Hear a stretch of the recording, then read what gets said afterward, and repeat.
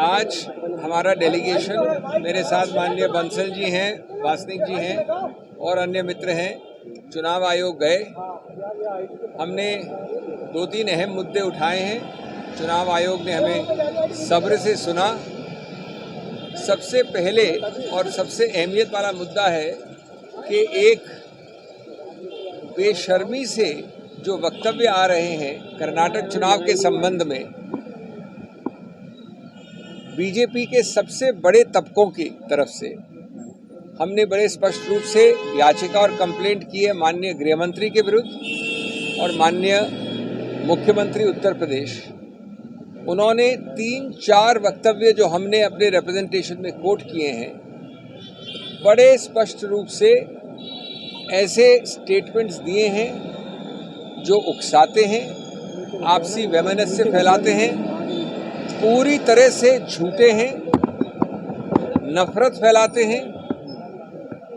हमारे अनुसार एक में कम्युनल राइट्स की तरफ रेफरेंस है, कई और वक्तव्यों में अल्पसंख्यक समुदाय के विषय में संकेतात्मक बड़ा स्पष्ट कहा है और सबसे महत्वपूर्ण कांग्रेस के विरुद्ध साफ झूठे आरोप कि कांग्रेस ने कहा कि अगर हम आएंगे पावर में तो हम रिहा कर देंगे इन सबको, एक बैंड ऑर्गेनाइजेशन के सदस्यों को। जब हमने चुनौती दी कि बताए कहाँ है कांग्रेस थे अपने मैनिफेस्टो में, अपने बयान में, अपने स्टैंड पे, तो कुछ ऐसी चीज़ सामने नहीं आई है। इसके बाद हमने चुनाव आयोग को बताया कि ये आदर्श संहिता का तो बड़ा ही एक नंगा उल्लंघन है, ज़बरदस्त और व्यापक उल्लंघन है। साथ साथ कई सारे फौजदारी प्रावधान इसमें लगते हैं ऐसे वक्तव्यों में।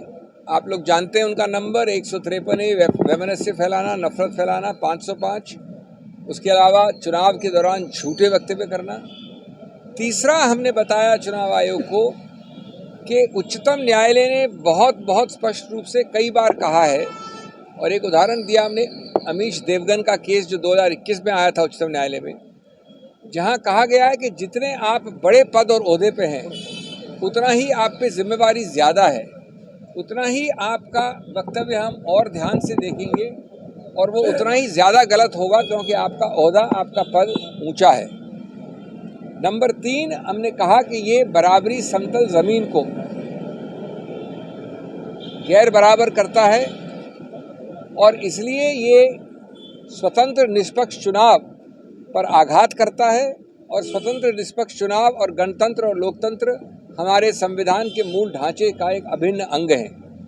तो इसलिए चुनाव आयोग एक बहुत महत्वपूर्ण दायरे का पुलिसमैन है और उसको तुरंत एक्शन लेना चाहिए। उसको तुरंत एक्शन इसलिए भी लेना चाहिए क्योंकि चुनाव के समय बहुत कम होता है और कितना भी बड़ा पद हो, कितना भी बड़ा नाम हो, कितना भी बड़ा ओहदा हो, कानून सबके लिए बराबर है। और इसलिए हमने अपनी बात अंत की ये कह के कि ऐसे लोगों को तुरंत चुनाव कैंपेन में शरीक होने से रोक देना चाहिए, बैन कर देना चाहिए। अभी वो आज ही हुआ है, कुछ ही घंटों पहले हुआ है, तो हमने औपचारिक कंप्लेंट नहीं दी है। लेकिन मैं आपको आश्वस्त करना चाहता हूं कि कानून के जितने भी अधिकार क्षेत्र हैं, और वो सिर्फ चुनाव आयोग नहीं है, इतना भद्दा, इतना भर्त्सना योग्य, इतना गिरा हुआ गटर लेवल का बयान, और हमको हर दिन लेक्चर मिलता है, उपदेश मिलता है कैसे बोलना चाहिए।